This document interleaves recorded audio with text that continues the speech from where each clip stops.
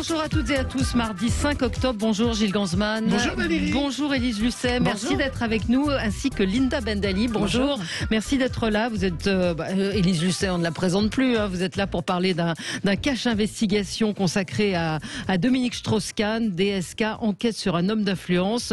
Un document que vous avez réalisé. Linda Bendali, vous avez enquêté, vous êtes allé jusque dans le désert d'un petit émirat, voilà. On va y revenir. J'avoue que on a été intrigués par le communiqué qui était paru il y a quelques semaines. C'est l'un des Français les plus célèbres et influents. Cet homme gagne le salaire d'un patron du CAC 40 tout en jouant avec les frontières fiscales. Alors vous avez deviné le sujet de la prochaine enquête de cache investigation. On vous a invité, on ne savait pas quel était le sujet.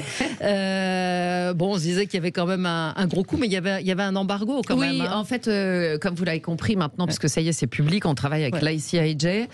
C'est plus de 600 journalistes dans le monde, 117 pays, et il y a des codes très précis à l'ICIJ, c'est qu'on ne communique pas sur les sujets qu'on traite, on communique vraiment tous exactement en même temps, partout dans le monde, le même jour, à la même heure.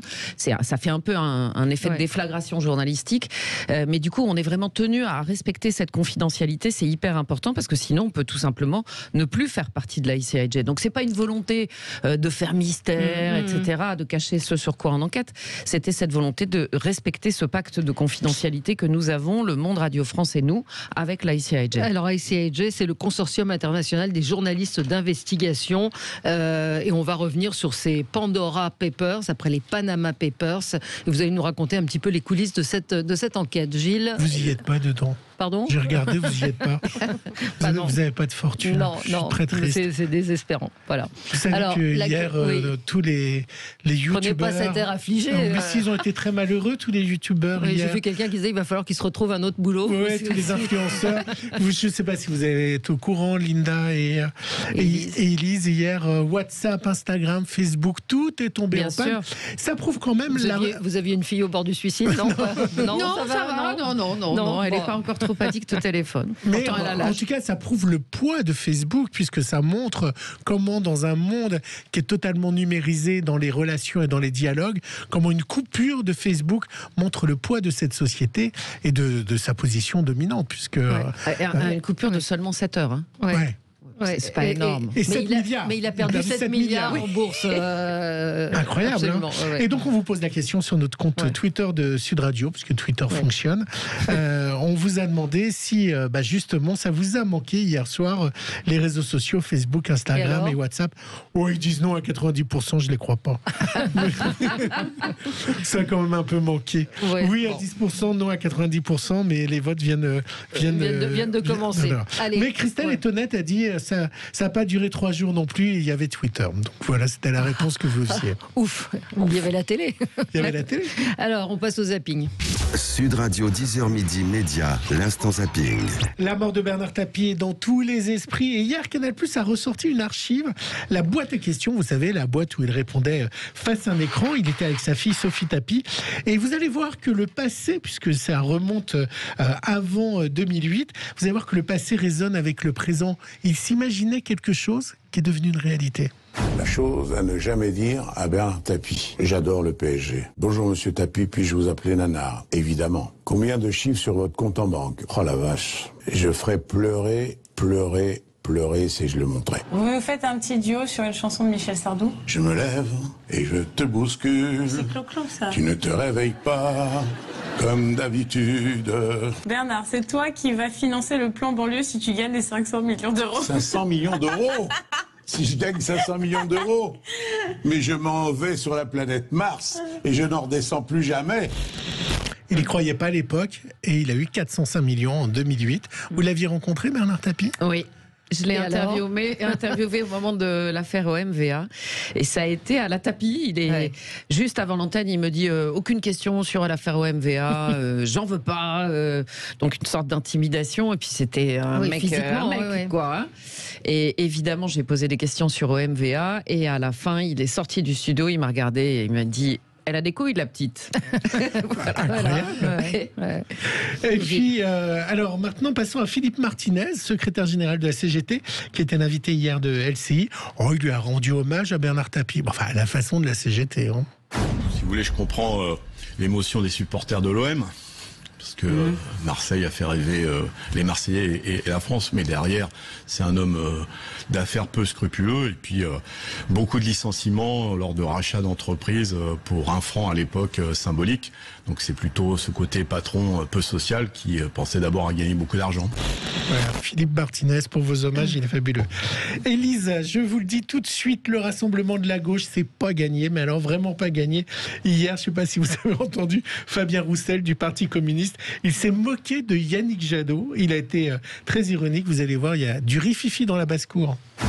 Quand je lis l'interview du candidat Jadot des Verts, et que la première mesure qu'il met en place, c'est de libérer les poulets, excusez-moi, mais moi, la première mesure que je mets en place, c'est d'augmenter les retraites et les salaires. Et je libérerai les poulets aussi, pour avoir de l'élevage en plein air. Et pas que pour les poules et les poulets, pour nos ovins, pour les agneaux, les bœufs, voilà, oui, pour le plein air. Mais enfin, la première mesure que je prendrai, ce sera de m'attaquer à cette question sociale. Restons dans le poulailler avec...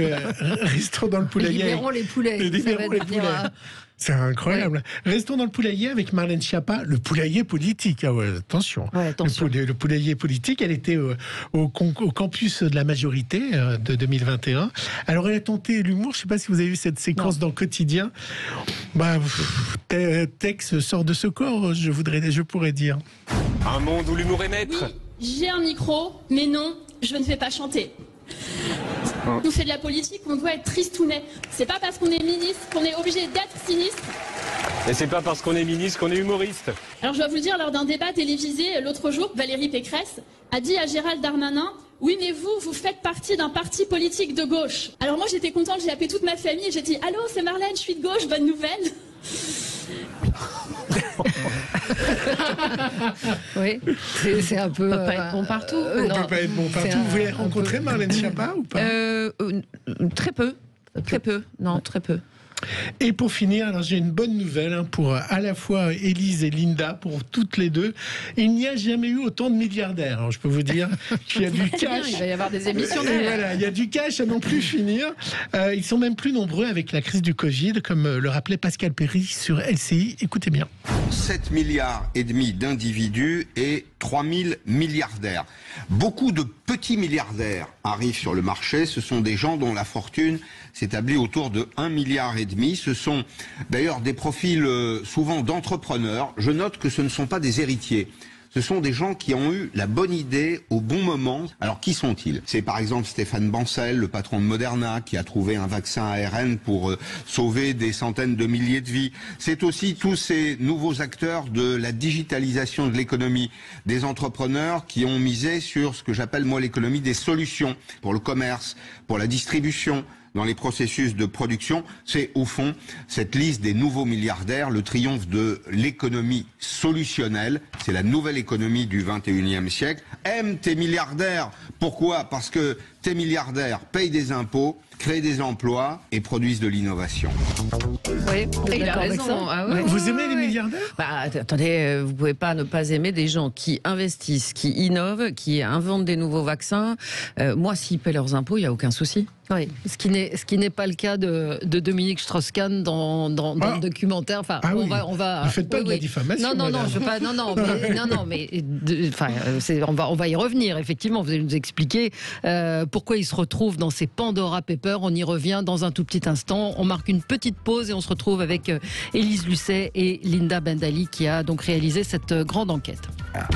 On est ensemble pour l'émission Média avec Élise Lucet et Linda Bendali. Vous êtes journaliste et réalisatrice. Vous avez enquêté sur DSK. C'est un cache investigation qui sera diffusé jeudi à 21h05. DSK enquête sur un homme d'influence. C'est en partenariat avec l'ICIJ, donc ICIJ, pardon, excusez-moi.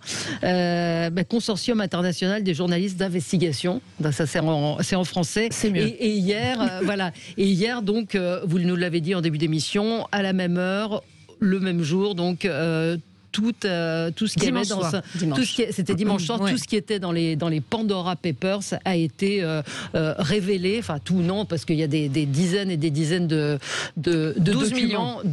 Voilà. Donc, vous allez nous raconter un petit peu, expliquer à nos auditeurs ce que c'est que ces Pandora Papers, comment ça fonctionne. Peut-être qu'on peut écouter la bande-annonce, de l'émission du Cache Investigation. Pour vous raconter ce DSK côté cash, nous nous sommes plongés pendant des mois dans des millions de documents confidentiels confiés par une source à l'ICIJ, le consortium international des journalistes d'investigation. Nom de code, les Pandora Papers. L'ancien ministre de gauche a implanté ses sociétés dans des endroits du monde où l'impôt est à 0. On arrive déjà à environ 6 millions d'euros d'impôts sur les sociétés. Qu'elle n'a pas payé ? Qu'elle aurait pu payer en France si elle avait été domiciliée en France. Bonjour Monsieur Strauss-Kahn, c'est Élise Lucet, France 2, Cache Investigation. Voilà. Bonjour. Bonjour, c'est Élise Lucet. Alors, expliquez-nous peut-être l'origine de l'enquête. Comment est-ce que vous travaillez, Linda? Comment est-ce que vous avez décidé d'enquêter sur DSK? Vous aviez connaissance de ce qu'il y avait dans ces Pandora Papers et c'est ce qui a guidé votre enquête? Exactement. Enfin, à l'origine, on n'a pas connaissance, on cherche. Ouais. On cherche tous les Français dans cette base de données de 12 millions de documents quand même. Donc, c'est quand même une énorme masse de travail. Et qui proviennent d'où? Qu'on comprenne un petit peu même ce qu'étaient les Panama Papers ou les Pandora Papers. C'est un peu abstrait pour ceux qui ne sont pas forcément au courant. Donc à la base, c'est une source anonyme qui donne à l'ICIJ cette masse de documents. L'ICIJ la met à disposition de 600 journalistes dans le monde qui, eux, vont chercher dans cette base de données des histoires des faits qu'ils vont raconter. Voilà. C'est des documents volés, alors? C'est des documents d'optimisation fiscale. Et ce qui est intéressant, si vous voulez, par rapport aux Panama Papers, et là je réponds à votre question, c'est que sur les Panama Papers, tout venait d'un cabinet du Panama qui s'appelait Mossack Fonseca. Là, la grande différence, c'est que ça vient de 14 cabinets différents. Donc, c'est la première fois en fait qu'on a une géographie assez claire de la manière dont le monde offshore, qui est extrêmement secret, évolue et bouge. Et donc, avant, on connaissait des paradis fiscaux qui n'ont pas bougé pendant des décennies. Depuis les Panama Papers, il y a quand même eu une véritable action des pouvoirs publics pour faire bouger ces paradis fiscaux. Mais on voit aussi que justement, ces zones offshore bougent et vont du Panama à Dubaï, donc les Émirats Arabes Unis, à Hong Kong, et arrivent dans de nouvelles régions. Donc c'est ça qui était vraiment très intéressant pour nous. Et après, je reviens sur le travail de Linda. C'est un travail pharaonique, c'est-à-dire qu'il faut se plonger dans une masse de documents. Et ce qui est important, et c'est pour ça que le consortium international des journalistes d'investigation existe, c'est que si on n'était pas plus de 600, on n'y arriverait jamais. Imaginez si on était 4 ou 5 à travailler sur 12 millions de documents. Donc, et après, vous mettez en commun, comment ça se passe? Alors, l'union fait la force, et en ce qui nous concerne sur les dossiers français, on travaille avec Le Monde et avec Radio France. Chacun fait une partie de l'enquête et on partage tout. Donc, ça veut dire que Linda, par exemple, qui est la seule à être allée aux Émirats Arabes Unis, a partagé ces informations avec Le Monde et avec Radio France, par exemple, sur cette laissez-la terminer, Gilles. Quand il y a il est impatient. Il est impatient. Non, parce que je veux revenir à ma question. Quand il y a les relevés de la société Parnasse, qui est la société de DSK, les gens le verront dans le documentaire, vous avez tous les comptes. C'est-à-dire vous avez tous ces comptes bancaires. Qu'est-ce qui vous dit que la source qui vous a donné ça, c'est pour lui nuire? C'est pas pour lui nuire, oui. Enfin, que c'est des documents crédibles. C'est ça, non, pour l'unir, puisque c'est des documents volés. Ce sont des documents internes à des cabinets. Comme vous ne savez pas d'où ça vient, est-ce que vous êtes peut-être le bras armé de sa banque, d'un gouvernement? Non, mais il n'y a pas que lui. Il n'y a pas que lui. Non, il n'y a pas que lui, mais vous comprenez ma question. En fait, sur la France, par exemple, il y a 600 Français qu'on a trouvés effectivement dans ces documents. Dont le tennisman capitaine de l'équipe de France. Exactement, un ancien député européen d'extrême droite, Aymeric Choprade. Donc nous, on voit 600 Français et à l'intérieur, on voit Dominique Strauss-Kahn. Et c'est là où on décide, quand on découvre l'ampleur des documents, l'ampleur... en fait, ce qui est intéressant dans ces documents, c'est que c'est la face cachée d'un business qui existe depuis, on va dire, 10 ans et qu'on peut enfin mettre en lumière. Mais pour être tout à fait honnête et pour enlever, pour dissiper... toute crainte, dans les 600 Français, effectivement, si nous, on a décidé de s'intéresser à Dominique Strauss-Kahn, c'est parce qu'il y a à part ces 3-là qu'on a cités, les autres sont des inconnus, vraiment très franchement. Et puis il est assez emblématique de quelque chose qu'on voit plus globalement dans les Pandora Papers. C'est-à-dire quand vous voyez Tony Blair, ancien Premier ministre anglais de gauche, qui se retrouve dans les Pandora Papers, quand vous voyez le Premier ministre tchèque qui se retrouve dans les Pandora Papers, quand vous voyez Dominique Strauss-Kahn qui se retrouve dans les Pandora Papers, vous vous dites qu'en France, Dominique Strauss-Kahn est emblématique d'une dérive de certains hommes politiques. Attention, je ne jette pas l'opprobre sur tous les hommes politiques, mais de certains hommes politiques qui ont bénéficié de ces sociétés offshore et de ces paradis fiscaux, alors qu'ils avaient un tout autre discours politique quand ils s'exprimaient face aux Français. Donc c'est ça qui nous a intéressés. C'est, si vous voulez, cette dissonance entre le personnage public, la manière dont il a pu s'exprimer. On rappelle quand même qu'il a été présidentiable en France, et qu'il était patron du FMI. Donc, si vous voulez, il a une réputation, une zone d'influence, une image qui s'est imposée en français. Et nous, ce qu'on découvre dans les Pandora Papers, et en l'occurrence, c'est Linda qui fait ce travail, c'est vraiment que ces actes vont à l'inverse de ces discours. Donc c'est ça qui nous a intéressés. Puis après, moi, je rends vraiment hommage à Linda qui a bossé comme une dingue, parce qu'il y a les Pandora Papers, mais je peux vous dire qu'elle a trouvé des tonnes et des tonnes de documents qui n'étaient pas dans les Pandora Papers et qu'elle a cherché bien ailleurs. Et elle a fait un boulot de dingue pour trouver tout ça. On le voit, on vous suit, c'est quasiment une enquête policière. C'est comme à chaque fois Cache Investigation, extrêmement nerveux, monté de façon très dynamique, mais on voit que vous allez rechercher, vous allez frapper aux portes pour essayer de trouver où est la société, etc. Mais la question, vous parlez de ces sociétés offshore, c'est légal. Le problème, c'est que tout ça est légal.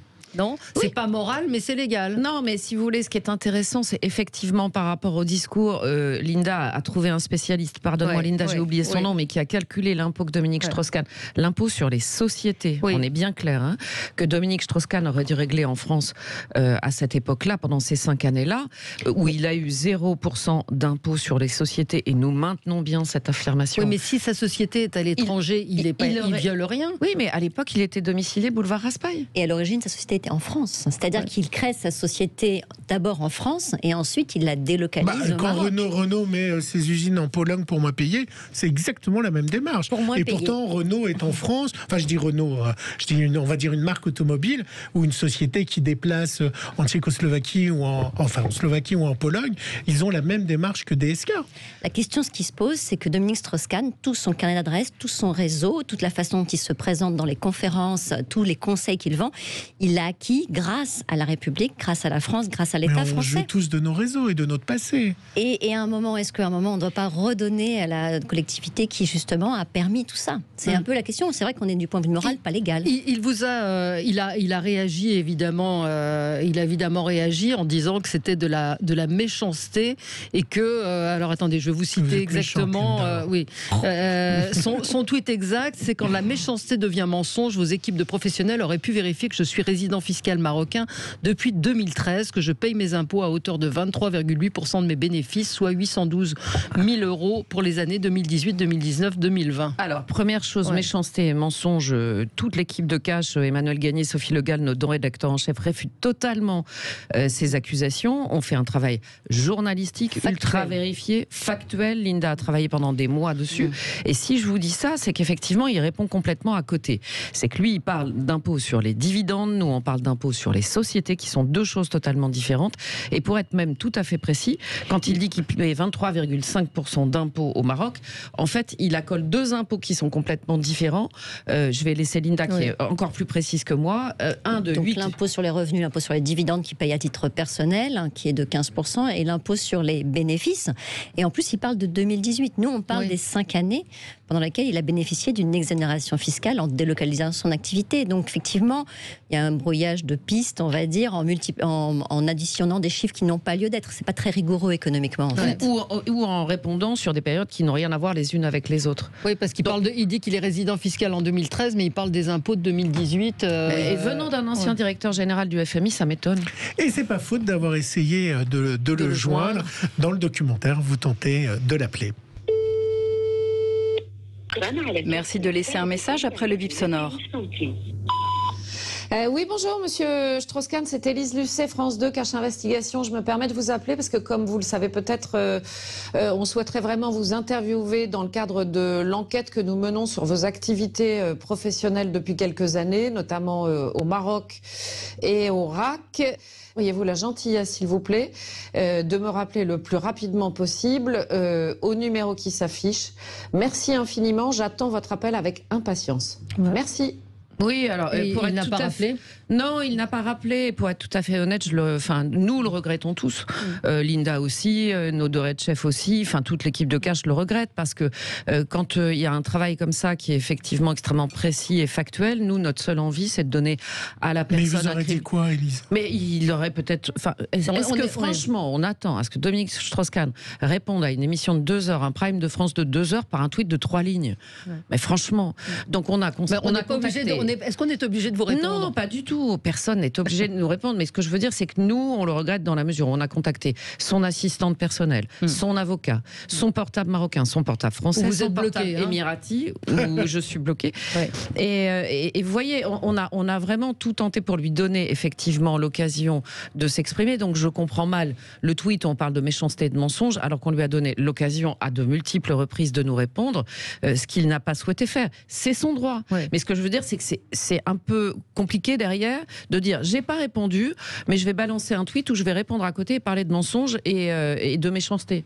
Non. Mais il peut ne pas, pas avoir envie de vous répondre, de vous ouvrir ses comptes et de vous dire. Nous faisons notre travail. Oui, et vous faites votre travail. Moi, j'avais une question. Est-ce qu'il y a eu des pressions? Est-ce que vous avez eu des pressions sur Non, on n'a pas des pressions. Non, mais des retours, quand vous interrogez l'avocat, il comprend très bien, son avocat, de quoi il s'agit. Il est assez embarrassé. Donc, est-ce que par des moyens détournés ou via la présidence de France Télévisions? En général, c'est par là que ça passe. C'est-à-dire qu'on ne nous appelle pas directement. Oui. D'abord parce que je pense qu'on est persuadés tous que moi, j'enregistre toutes mes conversations téléphoniques.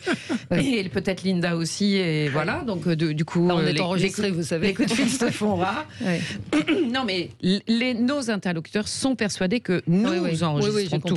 Okay. Mais ça passe plutôt par la présidence de France Télévisions. Là, en l'occurrence, j'ai pas eu de retour de Delphine Ernotte ou de Stéphane Sidbon me disant qu'il y a eu pression.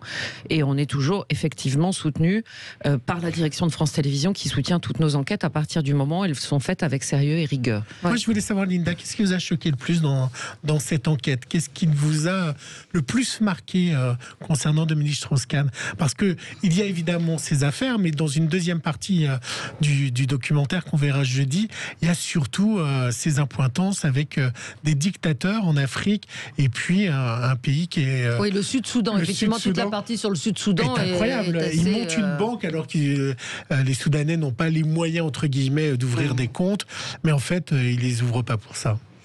Disons que c'est surtout l'opportunisme avec lequel il semble fonctionner et puis la légèreté dans tout ça. C'est-à-dire que c'est vrai que quand on parle du Sud-Soudan, on a effectivement cette banque où il espère peut-être créer donc une carte bancaire pour les riches, pour que les riches puissent se cacher. On va essayer de prendre toutes les précautions oratoires, mais c'est vrai que c'est plus une question de... il aime frayer aux marges, avec les marges, il aime frayer un peu avec la canaille, on va dire. Il a que des personnalités un peu recommandables autour de lui, des entreprises qui ont des enquêtes pour corruption certaines, voilà, des oligarques russes. Donc c'est vrai que c'est cette galaxie de personnages qui est assez troublante et il n'a pas beaucoup de... Enfin, il semblerait qu'il n'ait pas beaucoup de scrupules dans ses actions. Oui. Vous-même, vous avez tenté de l'inviter, enfin de le faire participer à une conférence, donc c'est assez simple de demander à voir Dominique Strauss-Kahn et en fonction. J'ai pas trouvé que c'était très cher, finalement. C'est dans les prix. Non, mais c'est évidemment, c'est beaucoup. 70 000 euros pour 45 minutes. C'est beaucoup d'argent. Oui, c'est évidemment beaucoup d'argent. Oui, j'avais pas vu le 45 minutes. Je croyais que c'était pour. Mais alors, non, c'est le discours inaugural. Il va au cocktail. Et le repas. Non, il va pas au cocktail, il va au dîner. Voilà, avec des billets d'avion en business et la compagnie de son choix, l'hôtel de son choix. Effectivement, ce qui est là-dedans, c'est la moralité qui est frappante. un petit peu dans tout ça, non? Oui, enfin, je pense que nous, pardonnez-moi, je vais me répéter un peu, mais ce qui nous a vraiment surpris, c'est l'inadéquation entre son discours politique et ses actions. Après, il en a le droit. Enfin, oui, c'est ça, il n'y a rien dit. Ça veut dire qu'il serait de droite, ça vous choquerait pas? Non, pas du tout. C'est pas ça. C'est pas une histoire. Il y a des gens très bien à droite.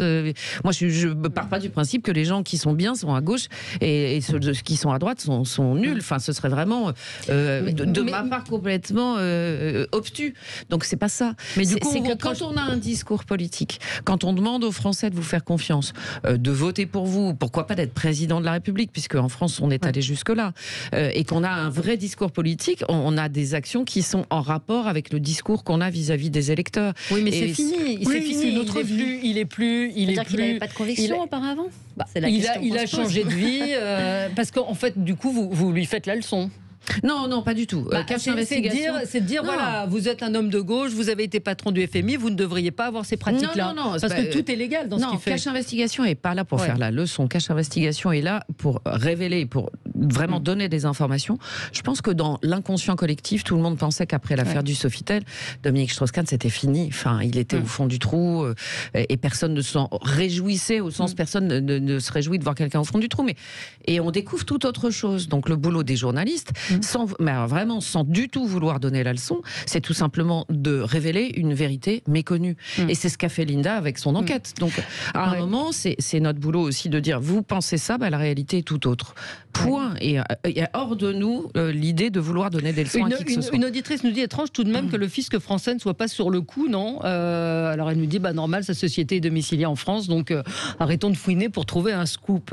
Ça c'est. Mais effectivement, le fisc français a quelque chose à dire ou pas? Alors, ce qui est intéressant, c'est... Vous les avez appelés ou pas?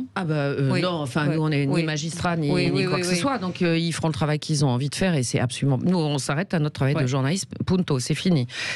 Après, ce qui est intéressant, c'est qu'après les Panama Papers, il y a quand même 50 instructions qui ont été ouvertes en France, et dans mon souvenir, 129 millions d'euros, 126 millions d'euros... 126 millions d'euros qui ont été recouvrés. Donc c'est pas inutile, ces révélations qui sont faites par le Consortium international des journalistes d'investigation n'est pas inutile. Au niveau mondial, c'est 1,150 milliard d'euros qui ont été recouvrés comme ça. Est-ce que vous savez s'il y a un cash investigation dans d'autres pays sur les Pandora? Est-ce que par exemple il va y avoir une émission sur l'ancien Premier ministre anglais ou pas, ou c'est spécifique à la France? Non, je pense, je ne sais pas si Panorama, en l'occurrence, c'est vraiment le magazine d'investigation britannique, va faire un magazine sur Tony Blair. Mais non, c'est pas spécifique à la France. Dans tous les magazines d'investigation, de télé, et travaillent sur les Pandora Papers.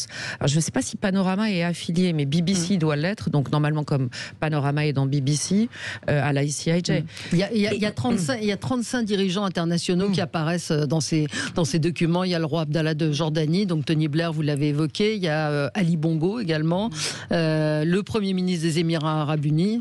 Lui, je ne sais pas, pourtant il est au cœur même d'un endroit où c'est plutôt facile.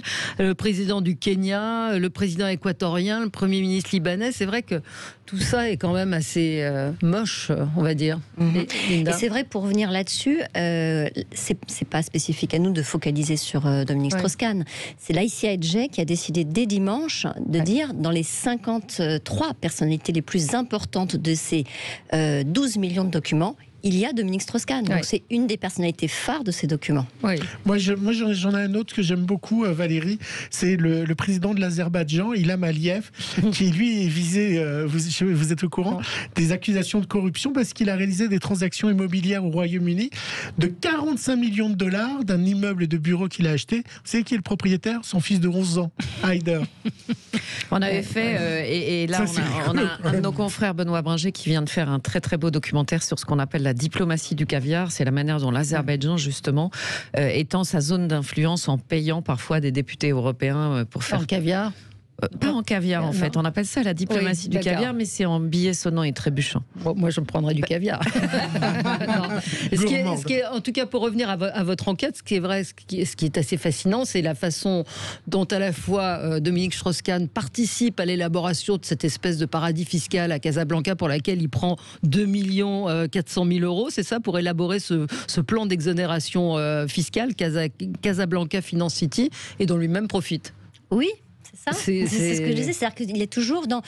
Il a une société en France, il crée un cadre, enfin il participe au développement d'un cadre juridique à Casablanca, il crée une société au Maroc dans le même temps. Donc c'est vrai qu'à chaque fois... Il est payé en plus par le gouvernement marocain, c'est ça qui est... C'est ça. Pierre Moscovici, il n'est pas très à l'aise, il est assez ferme. Moi je le trouve assez droit dans ses bottes, non, parce que nous, il nous a beaucoup intéressé, Pierre Moscovici, parce qu'il était commissaire européen notamment à la fiscalité, et il a beaucoup participé justement après les Panama Papers à la réforme de tout ce que pouvait être la fiscalité, la manière dont l'Europe pouvait parler à ses partenaires en leur disant attention, et en l'occurrence vis-à-vis du Maroc ça a été attention, vous êtes en zone grise à cause justement de la Casa Finance City, donc vraiment on est dans le même périmètre, et c'est étonnant de voir comment Pierre Moscovici a mis la pression sur le Maroc, et quand je dis Pierre Moscovici en fait c'est la Commission européenne, mais il était vraiment très proactif, et a placé le Maroc en zone grise pour que justement les statuts de la Casa Finance City, qui était une véritable zone franche à 0% d'impôt sur les sociétés, évoluent, ce qui a été le cas. Et en 2022, la réforme sera totalement terminée, en grande partie grâce à la pression que l'Europe a mise et que donc du coup Pierre Moscovici a mis. Donc il est assez convaincant là-dessus. Après, il refuse de s'exprimer sur Dominique Strauss-Kahn, qui a été son prof. Il était très très proche. Ça a été son prof. Il vous a bien résisté par rapport à d'autres. Mais très franchement, je pense qu'il est tout simplement, il est clair. Enfin, lui, il a agi par rapport à ces zones franches, et notamment par rapport au Maroc. Il est droit dans ses bottes par rapport à ce qu'il a engagé vis-à-vis de la Commission européenne, et il a pris ses distances avec Dominique Strauss-Kahn. Oui. Il y a quelqu'un dit pourquoi vous... Alors, il y a des gens qui défendent Dominique Strauss-Kahn, pourquoi vous acharnez sur un seul homme. Non, pas sur une ambulance, sur un seul homme. Il n'y a pas un seul homme. Il y a beaucoup de gens dans ces Panama Papers, dans ces Pandora Papers, et vous l'avez expliqué. DSK fait partie quand même est une des personnalités qui ressortent très mondialement, au niveau mondial. Si l'ICIJ au niveau mondial, donc c'est pas nous en France, c'est tous les plus de 600 journalistes qui ont participé, vous disent qu'il fait effectivement partie des 50 personnalités les plus en vue dans les Pandora Papers, c'est pas une vue de l'esprit de notre part, c'est vraiment une analyse fine de plus de 600 journalistes dans le monde qui disent oui, parmi les personnalités marquantes dans ces Pandora Papers, les 50 marquantes, il y a Dominique Strauss-Kahn. Est-ce que ça peut changer des choses, ce type de révélation dans le comportement, ou est-ce que ça veut dire que ça va encore complexifier les montages financiers? Mais écoutez, à partir du moment où ça change déjà la compréhension des citoyens, c'est notre seul but. Notre but n'est pas, entre guillemets, de changer le monde. On sait où on est que journaliste, et on essaie de faire le job correctement, et on n'a pas envie ni d'être homme politique, ni d'être quoi que ce soit, ni magistrat, ni rien. On n'est que journaliste. Mais informer le public en soi, c'est tout simplement une mission. Mais qui peut faire bouger les choses, Linda. Ça fait bouger les choses, bien sûr. C'est-à-dire que depuis les Panama Papers, il y a quand même la fin du secret bancaire en Europe. Il y a des échanges automatiques d'informations entre les États qui n'existaient pas avant. Et on a des registres, de plus en plus d'États qui font des registres publics d'informations sur les entreprises. Donc, il y a quand même des avancées. Le problème, c'est qu'en face, on a des personnes qui trouvent toujours des schémas de plus en plus astucieux pour échapper au fisc. Mais il y a quand même des avancées et qui sont liées quand même à ces révélations. Petite question média, parce qu'on a quand même une émission média. Les médias en font-ils trop avec Zemmour? Quel est votre regard sur Zemmour à la folie qu'on voit dans tous les journaux et dans les chaînes info? Je parle à la journaliste, je parle pas à la personne. Oui, globalement, moi je dis oui, dans la mesure où là, on est encore assez loin de l'élection présidentielle. Et surtout, moi, c'est pas tant est-ce qu'on en fait trop, c'est que moi j'ai envie de parler, j'ai envie d'entendre globalement parler de propositions concrètes, de programmes, de choses qui sont précises. Et là, moi, j'ai le sentiment sur Zemmour, mais sur d'autres aussi d'ailleurs, qu'on est dans une petite bataille de joutes oratoires et médiatiques, de petites phrases. Ça veut dire que les journalistes ne posent pas les bonnes questions, alors? Pas forcément. Ça veut dire que aujourd'hui, en tout cas, il y a certains médias qui préfèrent créer des événements médiatiques plutôt que de se pencher sur les programmes de manière très précise. Peut-être est-on encore assez tôt dans la campagne pour que chacun ait développé ses programmes. Mais moi, en tant qu'électrice et en tant que journaliste, les deux, mon capitaine, ce qui m'intéressera le plus, c'est précisément ce qu'il y a dans le programme de chacun. C'est plus chiant. C'est plus, voilà, hein, il faut s'y coller. C'est plus compliqué, mais c'est quand même, a priori, ce qui peut faire bouger les 5 années de notre vie. Donc c'est ça qui est intéressant. Pourquoi vous n'êtes pas dans le dispositif électoral de France Télévisions? Vous aimeriez y être? Non, pas du tout. Alors, vous avez donné un petit peu, non? Oui, alors, j'ai donné pas mal, déjà. Et puis, je pense qu'il y a des gens formidables. Enfin, vous avez Anne-Sophie Lapix qui fait 20h22, qui est... Bon, c'est du discours. Est-ce que vous aimeriez être à l'antenne? Aucune. Le trésor vous manque pas? Alors, toujours pas. Parce que je crois que vous me posez la question à chaque fois, mais non, toujours pas. Je suis constant. Comment oui, non, ça vous manque pas. Non, j'ai vraiment quitté l'antenne quotidienne avec beaucoup de plaisir. Je l'ai faite avec beaucoup de plaisir, mais pendant 26 ans, donc je crois que j'ai donné ma part. J'ai fait des soirées électorales, j'ai fait des spéciales, enfin j'ai fait tout ça avec beaucoup de plaisir. Et puis il y a des gens de talent qui le font très bien derrière. Moi, j'ai une passion pour le journalisme d'enquête, d'investigation ou sociétal d'ailleurs. Comment vous travaillez justement ensemble? Comment vous vous positionnez par rapport au travail de Linda? Alors, sur Cache Investigation, ce qui est super intéressant et dur pour eux, hein, enfin moi je pense qu'il faut vraiment rendre hommage à tous les réalisateurs de Cache, c'est qu'ils passent 1 an complètement immergés dans leur enquête. Mais quand je dis complètement, c'est immergés. Ils se brossent les dents avec, ils dorment avec, ils prennent leur petit-déj avec. Enfin, c'est tout le temps. Ouais. Ils sont dedans et c'est une sacrée abnégation. C'est un énorme boulot de dingue. Ouais. Moi, j'arrive à des moments ponctuels déjà sur la décision avec Emmanuel Gagné et Sophie Le Gall des enquêtes que l'on prend et dont on discute avec la chaîne. Ensuite, la manière dont l'enquête va se décliner en 3 pôles. Et ensuite, quand ils commencent à avancer sérieusement, là, on revient. Quand moi, je vais devoir faire des interviews qui vont être des interviews un peu pivots, et on revient et on discute de tout ça. Mais Cache Investigation, c'est un boulot collectif, et je cite volontairement Emmanuel Gagné, Sophie Le Gall, parce que c'est 2 rédacteurs en chef qui sont ultra costauds, et il faut pour épauler des réalisateurs qui vont passer 1 an dans une enquête, immergés, qui ont besoin d'avoir du recul. Ça a été 1 an DSK, 1 an d'enquête? Non, parce que en fait on avait un délai qui était imposé par l'ICIJ, donc on est depuis le printemps sur cette enquête, donc ça n'a pas été 1 an. C'est quand même, mais on a accéléré. Moi, à titre personnel, je remercie Élise Lucet. Vous êtes au courant de cette histoire. J'ai eu un notaire qui a tenté de m'escroquer, mais vraiment, je vous en parlerai après en antenne. Et j'ai expliqué à Valérie. J'ai envoyé notre selfie qu'on a fait ici à Sud Radio. Je lui ai envoyé et je lui ai dit si vous voulez, on peut continuer à discuter. Et l'affaire s'est réglée. Non. Et Valérie m'a dit, il faudra que tu lui dises. Donc je le dis à l'antenne et à nos auditeurs. C'est une arme de dissuasion massive. Mais vraiment, je vais vous prendre en photo. Je vais devenir l'anti-arnaque. Voilà. J'avais raconté l'histoire à Valérie. C'est drôle. Mais vous nous aviez raconté que parfois ils sont terrorisés quand vous rentrez dans un magasin. Ça arrive. Oui. Voilà. Bon. Merci beaucoup, Élise Lucet. Merci, Linda Bendali. Donc, Cache Investigation, DSK, enquête sur un homme d'influence en partenariat avec l'ICIJ. Voilà, je l'ai bien dit. Jay, oui, Jay, vous avez raison. G, c'est G. Jay. Consortium international des journalistes d'investigation. Absolument, c'est mieux en français. Envoyé spécial, c'est évidemment tous les jeudis. Et à voir, à suivre, effectivement. Et faites-vous une idée sur l'image de Dominique Strauss-Kahn, sur ce qu'il dit. C'est vrai que quand on se remémore qu'il a été patron du FMI et qu'on voit les montages et le cheminement, ça interroge. Merci à vous.